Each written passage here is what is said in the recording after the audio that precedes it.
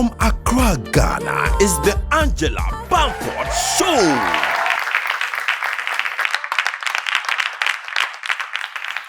All right, to assist me in this conversation, I've been joined by Akua Johnson. She's an American actress, producer, and life coach. We also have Akua Botri. She's the founder of Afropol, a diaspora community platform. Ladies, welcome. Thank you for joining me. And Akua, I'll start with you. There are some school of thought that think that African diasporans are no longer Africans, but instead from the countries that they emigrated to, whether forcibly or willingly. Is this a valid assertion? I think it's complicated, right? When you look at Caribbeans, where most black slaves ended up, we don't look at them as Africans. We look at them as Caribbeans, as people native to the Caribbean land, right? They're mixed with a lot of different things, Indian, Chinese, native blood, black, things like that. And we've given them their own distinct identity because obviously they have sovereign rights. I think African Americans or Black Americans that are a little bit here, a little bit there for many reasons, you know, mostly because they don't have sovereign right the way Caribbeans do. They are their government, they are their education system, things like that. I think it's okay to determine for yourself that, hey, I'm not connected to the continent. I don't know anyone from there, 3-4 generations away from that, but also to see that there is value in our connection, right? That maybe I'm not African, maybe I'm not Ghanaian, because even what is African, right? Like, as an identity, Africans on the continent don't consider themselves African, right? They consider themselves even subnational, tribal, things like that. So if a American says, I'm not African, I think it's okay. I think it's okay to say I'm American. But to see there's relationship and there's value. AJ, how does that make you feel to hear that? Well, it's a lot of different things. And you said this word, and we were talking before camera, the word value. For me, let's break that down, because I think that's really, really important. Before you value, I feel like there has to be respect. And before there's a respect, there has to be a desire to want to connect. So in order for me to value you, I have to want something with you and from you and for you. And I have to respect the difference in order for me to say, even though we are different and we're separate at this point, I appreciate, I respect where you're different. And I want some of that to elevate myself. So no matter how different we are, if there's a value, then I think we move more into the connection. So, okay, I may be different. I don't think I'm not African. I know my roots. I know where I come from. So I think when Americans have to pay attention to our true root, our true soul, where are we from? Now, we've been more American longer than we've been African, but there's things about us that don't tie to America. And we wonder, so what is that? And for me, being new to the continent, I'm learning every day, literally. I'm learning why I dance the way I dance, why I hear the rhythms I hear, why my energy is the way it is, why I connect touching the way I do. There's all these things that as an American, I never really understood about myself until I came home to the continent. And then it made sense to me. And still it makes sense as to why I am what I am. So that's what makes me say I'm African. Let's delve deeper. How do the two societies intersect for you? You work quite often on Most of my work here, first my organization is called The Bridge to Better. And I established that when I first touched down because I saw our differences. And I thought, well, what happens if we live more of our connection than our difference? What could be different for us as a people? What could be our elevation? That's been my word, right? What could be our elevation? So I decided, well, let me be an example and start living that. And as soon as I claimed that so deep, the U.S. Embassy contacted me, the Diaspora, Diaspora African Forum contacted me. And that means anything from language to food to music. And so what I feel like is happening is, as an example of showing America, there's more to Africa that we don't see or know or that the media doesn't share. I'm trying to share that through social media and through my content. I'm seeing so many people migrate to it. My first visit garnished 40 million impressions on the internet. And all I was doing was sharing what I learned at the slave dungeons or the food difference. When I first tried jollof, when I first tried banku, and when I first started eating, right? You know, when I eat something too pepper. You know, everybody was like, "Oh my gosh, like this is so amazing." And even just for people to see me coming back and forth. Since 2018, I've been on the continent, different countries, every 60 days. Wow. And not by my design. That's God. Not by my design. That's a God divine assignment. But what I'm noticing is when I come, people are interested in what my journey is. Yes. And they're still watching. 3 years later, so many people are still watching, which means we're curious as African Americans. And I hope I'm showing that it's not that far. You know, I'm coming to Africa like I'm going to the local mall. Yeah. Back and forth. And I want to show Americans, as much as we're taught, it's so expensive. You have to have vaccines. The flight is so long. I hope I'm an example of it's not too long when you want to change your life. I mean, if Europe is not too long from America, I think you can come right. to Africa. So yeah, Right. the length of time definitely shouldn't be a deterrent. A factor, but yes. definitely there are, deterrents, that people have. Let's talk about that. Yeah. What do you think is stopping diasporans from returning back home? Diasporans being non-African, so I would consider Africans myself a in the diaspora, first even generation. African Americans as well. Yeah, well, because I think that there are stereotypes on both sides about what it is you would expect. And if I'm gonna spend $3,000 on a trip, hotels, flights, everything like this, why would I go to Africa, right? Like, what do y'all got? It's kind of like the question of, and I think that until people see, the travel and the experience as a connecting experience, as an opportunity to learn, the tactic of colonialism, and white supremacy. Like, there is this thing, right, that is meant to divide us and to lessen our value to the world. Why should coming to Ghana, for example, be a different experience for you than, let's say, going to Greece? Yeah. Because it's old buildings, it's food, it's shopping, water is just water. Like, if you go to Senegal, the Senegalese water is wonderful, there's beauty clean, everywhere, So I think for me, it's one of those things of just you have to really, kind of what you're saying. I think it's important to ask yourself, what do I think about Black things? Things that Black people produce, places where Black people live, and you'll automatically see, psychologists have already done the testing. Your mind goes to bad things. It's ghetto, it's poor, it's dirty, it's this, it's that. Because quite frankly, Africans feel the same thing about Black places in America. They come to the US and they tell it, I was raised by Ghanaian parents who are like, you're not Black American, you're not one of them. You are distinct. You're African, which is a better Black in his mind. Which is, yes, this is a real thing. So there's a disparity in the Blackness. Of course. In the U.S. especially, there is a growing disdain around African immigrants because of this idea of we aren't insert, stereotype here. We're not welfare people. We don't live in Section 8. We don't do this, so on and so forth.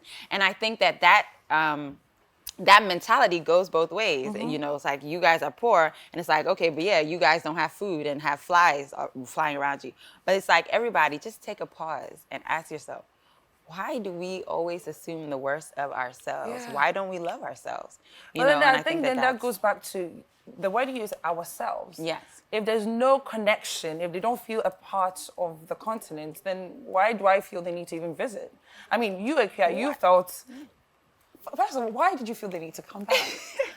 I haven't asked you that. It's really interesting. When I first came, I knew nothing about the year of return, although I kicked off the year of return. Yes. Again, it's all been divine. When I came, I'll be quite honest, I was coming out of one of the worst breakups of my life in a relationship. Well, thank God for that breakup, right? And my birthday is at the beginning of the year, January 2nd. And I just said, normally I travel to the Caribbean, to Hawaii. I normally do a big turn up for my birthday. Yeah. And this time I said, you know what? In order for me to not feel alone, to not feel like a lot of us women do, to not feel like I'm missing something because I'm not in that relationship for my birthday, I said, you know what? I want to go where everything is new. Yeah. I want complete new. New smells, new food, new people, new language, new fashion. And I said, where have I not been? Because of, I've been blessed with a life as an actress for years where I've traveled the world. Yes. And I said, I haven't been to Africa. And so I had other friends, the Hollywood Full Circle team, Boris Kojo, Boris and Nicole, they're friends of mine. Yeah. And they said, you got to come to Ghana with us. And so when I came, literally my whole life shifted from learning about my name based on when I was born. Americans don't know that. No. We don't know that. Being renamed and the fact that, how important our name is in our navigation system, in our culture. I was never taught that. So I grabbed onto all of that and I was like, oh my gosh, I'm AJ Akua. You're very open. Oh, absolutely. Yes. And I have to say, it's not a fabricated pride. It's a level of self-esteem. It's a level of confidence. It's a level of royalty that I've decided to accept and walk in. Yes. And so now, when I'm in America, my whole vibe as an American is completely different. I decided when I left the continent, it wasn't going to be a costume that I put on. It was going to be you. You're absolutely going to swallow it. Yes, and I wanted to decide what that looked like, felt like, walked like, and I'm still figuring that out. But my point is, while we're living against so much within the white supremacist and injustice in America, I don't feel like I belong to that anymore because I've had so much of an experience with the love here. That now my position in America is, instead of fighting for what's never was meant for us to it have, will never be yours. why don't you go home and experience the love and the welcome, so that now you understand that we're still living a racist, supremacist society that we were shipped to in the first place. And then if you understand that, what does that do different even in your expectation? I don't even expect justice, because that's not why we were brought to America. We were brought to America to work for that man. What I expect is respect. What I expect is, acknowledgement that we've helped build the country. Now, what happens after that, we'll see. But there's a lot of cultures that are not welcome in different areas. We're not the only ones in terms of African Americans in America. Yes. I mean, I think what makes America unique, though, is it belongs to no one, because the people for whom it belonged were killed off. It belongs to the white people, though. No, it belongs to the natives. Technically, it doesn't belong to anyone. It belongs to the natives, right? Yes. Every space that has indigents understand. That's why in Ghana, for example, land is such an important part. I mean, people die for land. Like, it's an important part of identity. If you don't have land here, are you Ghanaian? Like, the earth that you came on, did you come? Like, that's the kind of question people will ask. In the States, so there's a physical aspect to... Of course.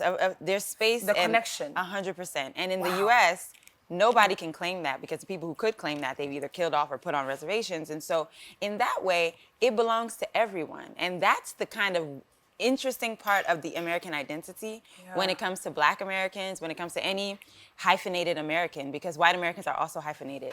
And so if you look at it like that, I think there's room for us on either side. I think there's value in us being both here and there, and saying there's a duality of our identity. We take claim to that duality. We also have ownership of this land in America, and we are fighting for both, because quite frankly, we're fighting for our land here too. So there's that issue too. and that's, we are fighting, But what she's saying, I love, because people now they're seeing me here so much. Everyone here says, "Did you move to Ghana? Did you move to Africa?" And all my American friends say, "Did you leave?" And the first thing we were talking about, I said, "Well, I'm both. I'm not an or, I'm an and. I live in both places." And I think what you're saying is so important. Like we think it has to be in America or in Africa. Right. How about I'm everywhere? Right. Right? And my value is in being everywhere. I'm an American actress that's trying to bring more of that entertainment sector. I'm a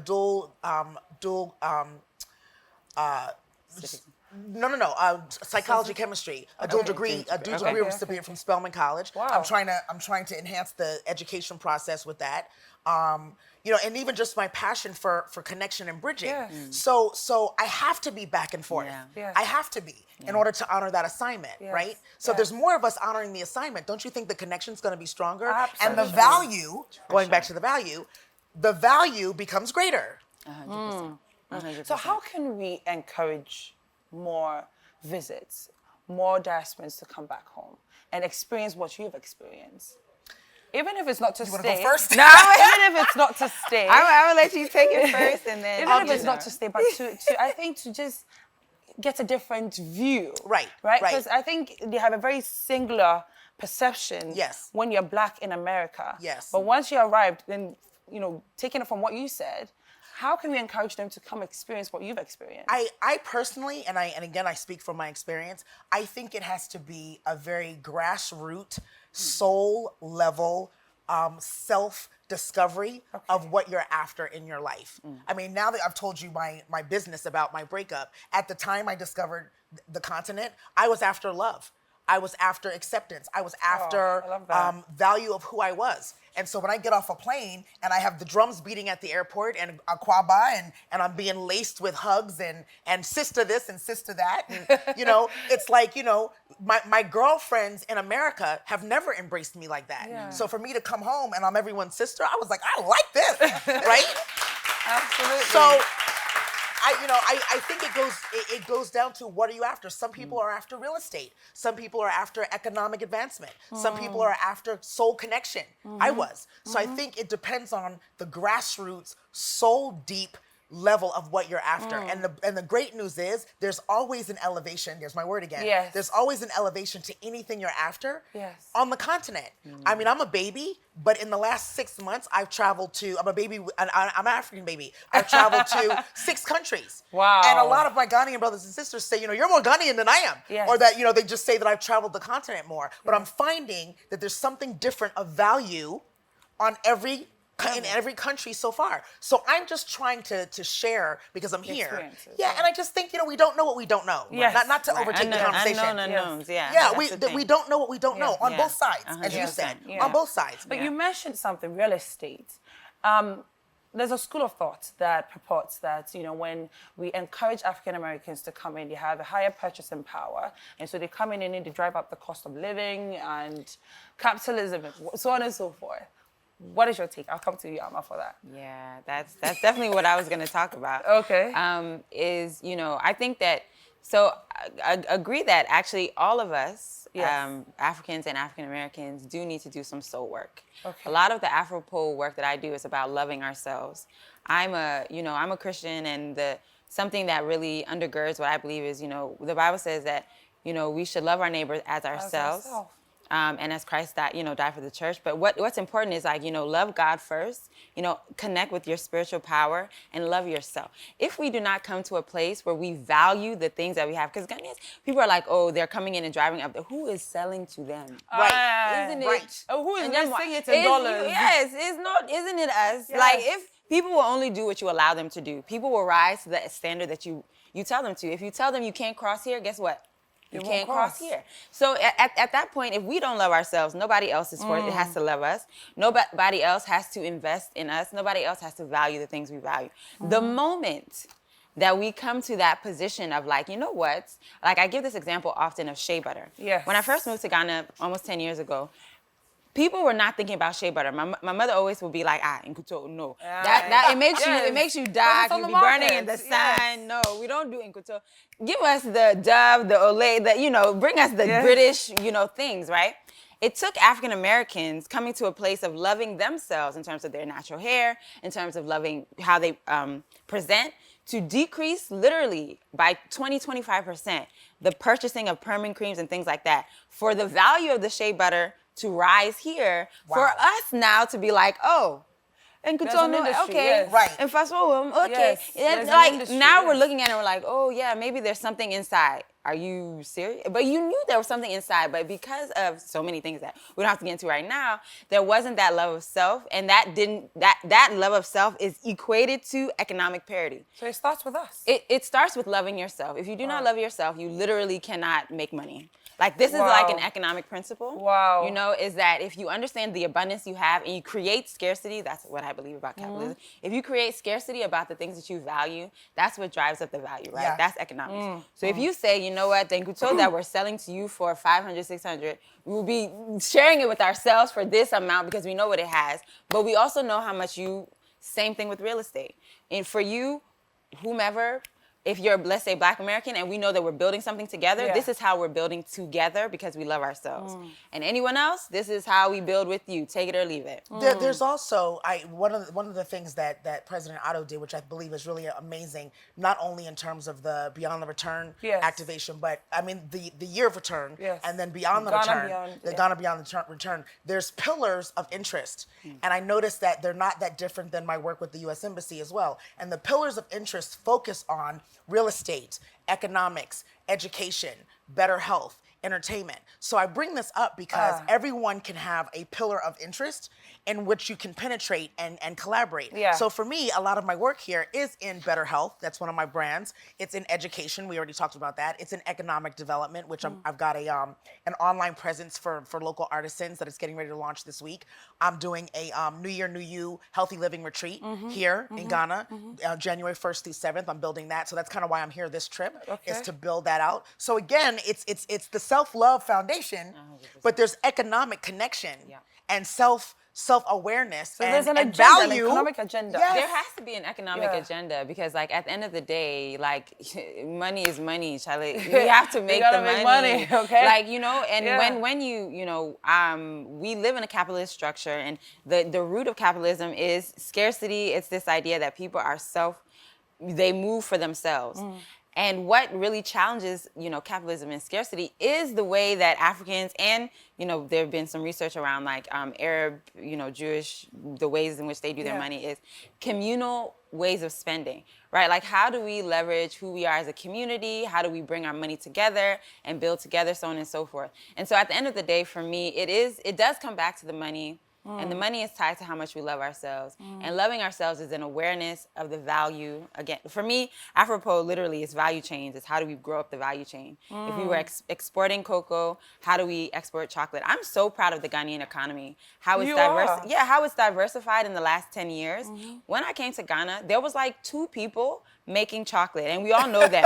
On the streets selling. 2. We all know. And the other people were exports, European chocolate makers. Yeah.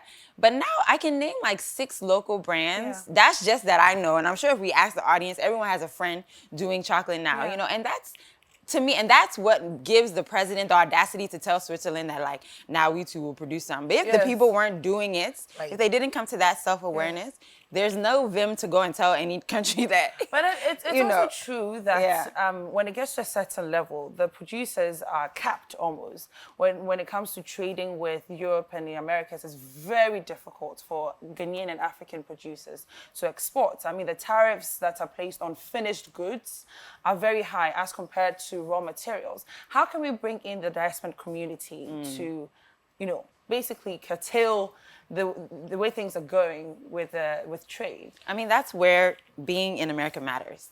And this is why I personally will never be the person who's like, everybody just come on. You know, it's like, no, somebody stay and be our eyes and ears in Congress, in the president, in the executive. Stay in the EU, understand those laws, and give us the, you know, the way so that we know, like, okay, this is the law. Because one thing that I've also come to understand is everything in life is negotiable.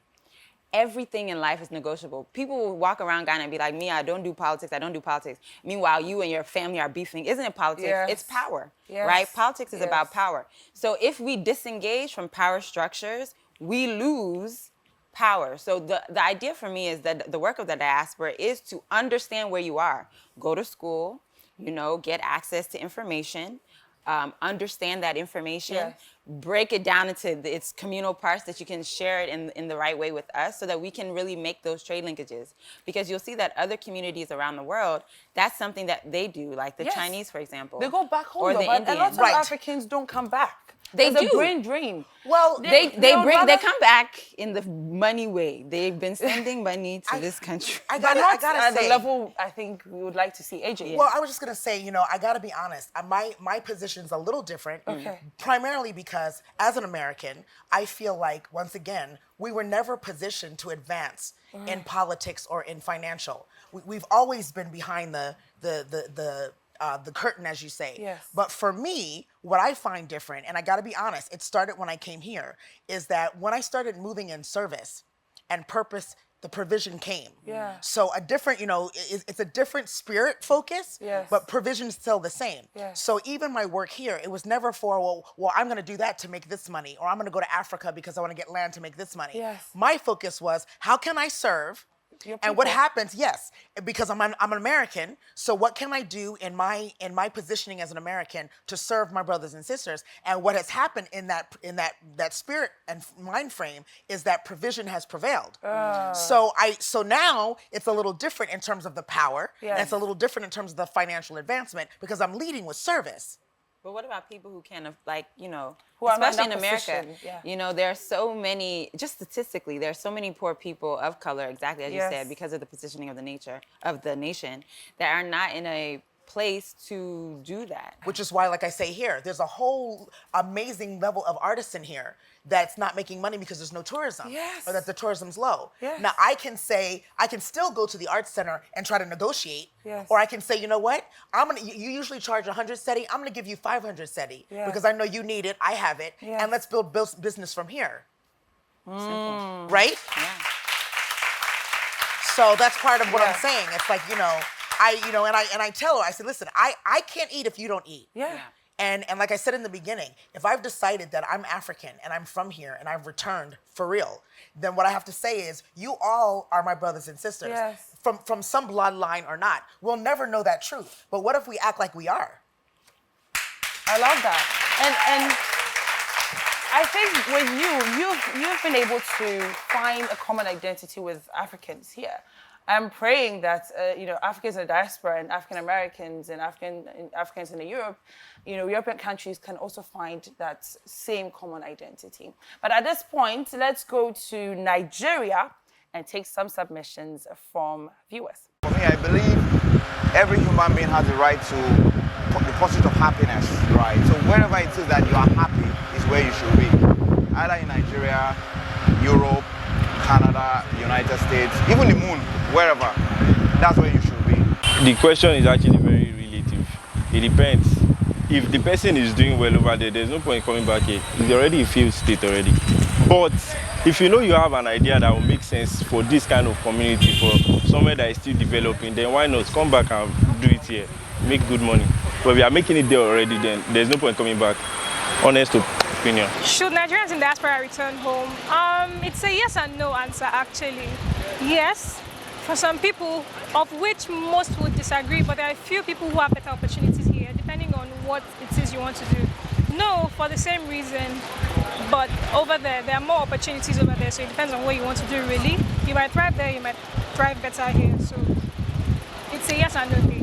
All right, so those were some submissions from our viewers in Nigeria. But AJ, I'll come to you for this one. In the wake of movements like the Black Lives Matter movement and others designed to quell the systemic oppression and discrimination diasporans face on a daily basis in America and in Europe, how can coming back to Africa give diasporans a respite they long for? I still think it's something that we were just talking about. I feel like we all have the power of choice, right? And even though I understand for right now, my power is to choose to be back and forth. I understand my value as an American actress, even here on the continent. Yeah. And I understand my African acceptance and what I'm learning and taking it back to America to share and whatever that means. But I also feel like there's a choice of how do we live the connection and the value out loud. Value. I keep coming back because it's such an important word, right? Out loud. Like we were just talking about, I'm getting ready to do a retreat and Amma does a vision board at the New Year. Yeah, Afropo does a New Year's situation. And I said, we watch reality TV. We have a choice. We can either throw a drink in each other's face or fight over a man, or we can come together and say there's more power in our union and be an example of what happens if we partner in business. Same thing with you and I. If we continue to move in that space, then we now become an example of what happens when we really connect. So I say more than moving back to the continent, I say come, learn, listen. I try to lead with the spirit of teach me because there's so much I don't know. I listen to your language and I'm like, teach me, how do you say it? My team, they teach me. Are you learning a language? Oh, well, I'm learning Twi. I'm practicing. I speak French. I'm learning. You say Twi. See? I'm practicing. Good enough. I'm learning. But you understand what I'm saying? Yes. If I'm leading with the spirit of learning and teach me, there's a whole different thing that happens than me coming over here like, so I'm an American. Yeah. And this is what I am. And it's like, where does that take us? So my answer is, more than moving, I say come, look, listen, and learn. Yeah. What is the strategy to creating more adhesion and cohesion between, What? This is like world. So what's the strategy for world peace? No, I listen. No, but that's a big question. But I love it. In that It's a space, good right? question. Yeah. What is the strategy to creating more cohesion and adhesion between the African diaspora and Africa? Yeah. I mean, my answer is grace. The strategy is grace. When I first came to Ghana, the job that I had, I went to like all of the regions. Back then there were 10 and now there are like 105. 16. But yeah, so when they're 10, so I went around to all the regions, and I quite remember the first time I went to this school, I think it was like BA, and I was like, and they were like, oh, and because there's a white woman here, and I was with I was NGO. Oh, so you are the white woman. They're like, there's a white woman here, so Wow. you guys behave. And I'm like, Who is that? Who's the white woman? I'm like, who's the white woman? And they're like, yes, madame, you can. And I'm like, you know? Right. And just this idea that, and this actually also, I taught in Louisiana in the U.S. as well. And this also happened there too, where it was like, y'all know y'all gotta act right. It's white people in this school. Sit down. And I'm like, when did white people become the ones that we behave for? It's like, behave for yourself if that's what you want to do, right? But so I think there has to be a grace to us and to our journey of rediscovering ourselves and our value. And then there has to be the grace for others to also learn. So if someone comes, for example, you know, like me, I don't really like speaking Tree when I'm here because people who are my age mates, like both my parents are from Kumasi, so when I go to Kumasi dear, if you like, if you don't like, you speak. Yes. And the way it is there, I feel more comfortable because people are like, we'll take it anyhow. But in Accra, it's like, oh, she said, you know, it's this kind of thing where it's like, so do you people want me to speak this language or not? Yes. Right? So Yes. that grace. Meanwhile, the English that you two are speaking, if I were to say Pim, it becomes like an oppression you insult Olympics. them. Yes, Yes. like, oh, you two, you come from somewhere. Why do you think you're English? Da, da, da. You think you're better. It's like, ma'am, if you understand what I'm saying, let's move on. You know, like if you get what I'm saying, just like the English that you two are speaking, I'm managing it. Yeah. So you two manage it, you know? Yeah. That's grace. And I feel like on the other side, in the US, when, you know, Africans come first or whatever, and Black Americans are like, we don't even understand what you're saying. Speak English, da da da. It's like, sir, you understand. You get what he's saying. And if you don't get it, just ask. Like, sorry, what I understood was this, grace. Because we're all learning. And we're all at different places in our life and our life journey. And I think the grace, specifically for Black people, is that we are all rediscovering ourselves. We are all Even for coming Africans back. on the continent. Yes, as we are here on this land, there are things that African Americans know about Ghanaian culture, you know, about, you know, Ashanti culture that many people do not understand for many reasons. It's not taught in school. We don't have the same cultural practice. We don't gather the same ways, you know. We're still deciding, is it democracy? Is it Ahimfi? Like, which one are we doing? We're still in that limbo. So a lot of things are getting lost in translation. Someone is somewhere, has studied, has understood, has come. You that you're here, you don't understand. It's grace. We're all learning. We're all understanding. I you know, I've got to say, I think the strategy is pretty much what we're doing right now. And this is the communication. I think the strategy is to be open and honest and fearless about our differences, seek out our values and the differences, and to have the conversations. Like I said in the very beginning, I don't even know we were on camera when we were talking, and I said, you know, my story of our history is going to be different as an American than your story of our history that's different as because you're on the continent African. But if we are open and honest to have the conversation and fearless about our differences, of our opinions, as well as what we've been taught, that's the first place where the healing happens. So for me, the strategy is be open and honest with the communication, desire the healing, and do it all with the intention of elevation. Right.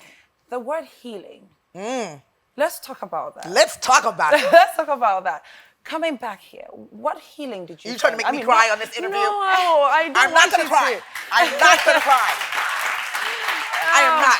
No, but let's talk about, I think it's important because look, this show is going to be in 48 African countries, in the UK, in the Caribbean. I think it's important to highlight you as an example of someone who came back and found yourself. You're Akua, right? Yes, say it again. Akua. I have to practice. I can't say it like that yet, but I got to practice. Akua. Akua. Right? Okay. What sort of healing did you get? And what process did that take? So as an American first, I was raised to be less than in that culture. And that means not that you even are aware that you are. It's just that, you know, in the school system. Yes, it's in the school system. You know, do you go to dance class and you're automatically put in a different part of the line than at the front? If there's a dance solo when I'm 7 years old, I was the best dancer, ballet and tap and toe. I mean, you're Black, okay? But I'm getting chills. But in the Christmas show, the Nutcracker, instead of being the princess, I was one of the toy soldiers. So listen, true story. You like a true story. I get chills. So I mean, all that to say, that's how I was raised, right? And so now, you know, even in our relationships, I think as I travel, I'm learning that the African American relationship has harder abuse and tolerance of a lack of self-love and confidence within it than the African relationships, because our virtues are different, our cultural traditions are different, our expectations of each other as men and women are different. And so think of all that. And now here I come to Africa and say, okay, so I'm learning who I am, meaning my bloodline, meaning, the traditions that I should have been raised on, starting with my name, starting with my self-esteem, starting with the fact that royalty was kidnapped and enslaved and all of that. So the healing that came from learning who I really am and deciding to live that out loud and to walk in that. Now, I could have made that choice. This was back, don't forget, it's 2018. I could have made that choice and it have been a complete fail. But I made that choice and everything in my life elevated. So that means God is telling me, yes, come home, learn who you are, and then walk from there. So that's not a healing. Right? Wow. Amma.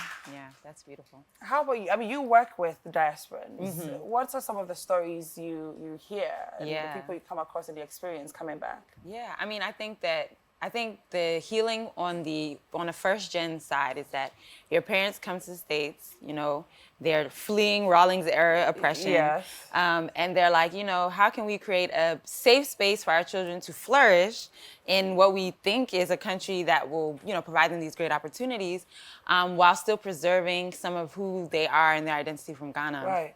And being told your whole life, you are Ghanaian, you're Ghanaian.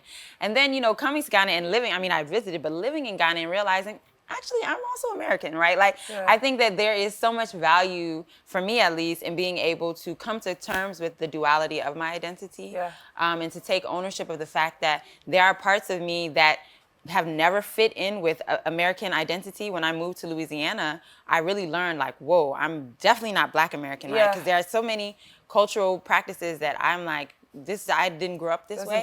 Right. Yeah, but at the same time in Louisiana, I also saw we are African though, because like there's a lot of things that y'all do that are very familiar, like I remember having, not jumbo, the okra one and thinking, jambalaya? No, not jambalaya. Gumbo. And like, I was like, somebody give me some banku because this is okra soup. Like really feeling like, wow, these are, and just like even the camaraderie, like people being like, how's your mama? Haven't met my mother, don't know her. I don't even talk about, it's like, how's your family, that kind of thing. So, there were things that were like, okay, there's a difference in culture here, but there's something that connects us as well. And so that experience for me of like living amongst, in a like historically Black American space and then moving to Ghana and just taking ownership of the fact that I am two things, I belong in two places and that's okay, like, and that there's value in that duality. I think that was very healing for me, and just affirming that my parents tried. They really tried. Like, they did what they could to really preserve, Ghanaian identity for me. I don't have an English name, and I got made fun of that. You did? Of course. I mean, my name, even Amma, which is like a very simple name. You're like, what is that? They couldn't figure out how to pronounce it. Imagine, two letters, repeat it. And even just like, my, the way I look, like, having a gap in my teeth, I remember in the States was like a really big deal. Like, I would be afraid to smile. But then I remember here the first time being like, oh, and even the Samini song where there's a song. Yes. And I'm like, about Diaspora. My song, Like, so imagine Lil Wayne making a song about a gap-toothed girl. You would never imagine that. So for me, it was just very affirming. Like, there's a duality to my identity and it's okay. How can Africans, and we'll wrap up very soon, how can Africans on the continent, encourage our brothers and sisters in the diaspora to come back home? Because we've been looking at it from the African-American perspective. How can we do the same the opposite way? My answer is to continue the embrace and the warm welcome that I've received more than once. Again, I've been to Ghana at least over 20 times in the last 2 years, and Côte d'Ivoire and Senegal and Gambia. And every country I've gone to, there has been such an amazing warm welcome and the interest, the curiosity I think is also welcoming the interest in our differences. Yeah. And so I think again, if we choose to live in more honesty and release that and just learn about each other, you know, go back to the level of honesty that kids have. You know, there's you know, kids touch your face because they're curious about what is that, and as opposed to I don't like your nose. No, they're saying, oh my gosh, that's different than the one. You know, there's a curiosity that stems from love, and so I feel like that's kind of what we need to do is just live in the curiosity that stems from love. Wow. Well, thank you so much, ladies. We've come to the end of the show. I want to keep talking. I mean, we can't keep on. We can't keep on talking. Amazing conversation. I would love to, you know, speak to you one-on-one, but we do have to wrap up. Okay. Well, thank you so much. AJ Johnson. Akua Johnson is an American actress. She's a producer and a life coach. And of course, the beautiful Akua Botri, founder of Afropol, a diaspora community platform. As the Zulu saying goes, umuntu ngumuntu ngabantu, which paraphrased means I am because you are. We are only home if our entire African family is home. All right, let's go for a breather. We'll be right back.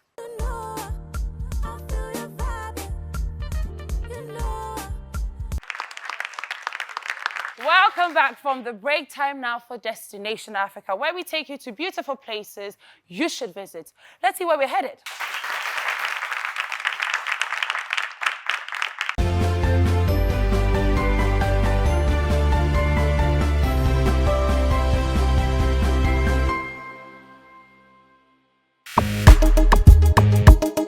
This week on Destination Africa, we head to the Union Building, Pretoria. Our South African correspondent takes us around. Sanbonani, Goeiemorgen, Dumelang, good day. These are some of the greetings that fellow South Africans share among themselves. My name is Boakye Dladla. Today we are at the Union Building. Like an ancient temple adorning over the city it governs, the Union Buildings are a modern-day acropolis built at the highest point of South Africa's capital city, Pretoria, forming the official seat of South Africa's government and the presidency. Incredibly imposing, the iconic building has served as a monument of national pride and unity, and as a symbol of ideals of democracy. It is a fitting home for many of the most momentous occasions in South African history. It is surrounded by beautifully terraced gardens of indigenous plants, with several monuments adorning the expansive lawns, including the Nelson Mandela Amphitheatre and the Delville Wood War Memorial. A quaint mix of the neoclassic architecture of the Italian Renaissance, the Old English fashion and Cape Dutch detail, the Union Buildings are noted not only for their epoch-making but also for their winsome beauty. In fact, the British High Commissioner at the time of construction noted that people will come from all over the world to wonder at the beauty and admire the foresight of the men who built it. That statement still holds true several decades on. Due to the immense significance of the Union Buildings in the national consciousness, a law in Pretoria even limits the height of structures surrounding the Union Buildings such that the view of the noteworthy site remains unobstructed. The grounds have stood witness to many of the most important events, such as the inauguration of South Africa's first democratically elected president, Nelson Mandela. Behind me is the statue of the late Nelson Mandela that was built in 2013 and costed 8 million rand. You're probably asking yourself, who is Nelson Mandela? Nelson Mandela is the first black president that fought for freedom and ended apartheid. Renamed the Nelson Mandela Amphitheatre decades later, the grounds grace the bronze statue of the beloved son of the soil, Madiba. Discover more of South Africa on Destination Africa. Visit theangelabamford.com for more.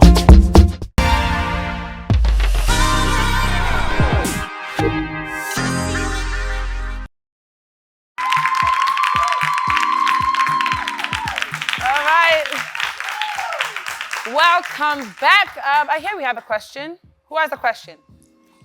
Hi, Angie. My name is Magdalene Cooper, and my question today is, if your boyfriend or your girlfriend break up with you because of cheating, do you accept that person back in your life? Well, I won't. If it's a question to me, I won't. But let's make it about you. Why did you break up with them in the first place? Because of cheating. He cheated on me. Obviously, they hurt you, right? Yeah, so it's important to remember why you broke up. Once a cheat, always a cheat. That's what I believe. If they've done it once, if they've been able to do it once, they can do it again. So, Thank you so I mean, that's much. not to generalize it and say it's not possible to change. But look, if they hurt you the first time, they are most likely to do it the second time. So I would say no. Thank you.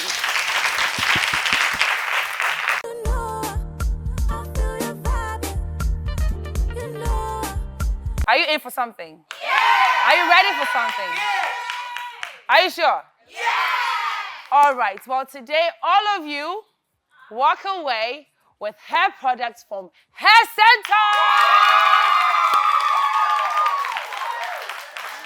Thank you to Hair Center for the products.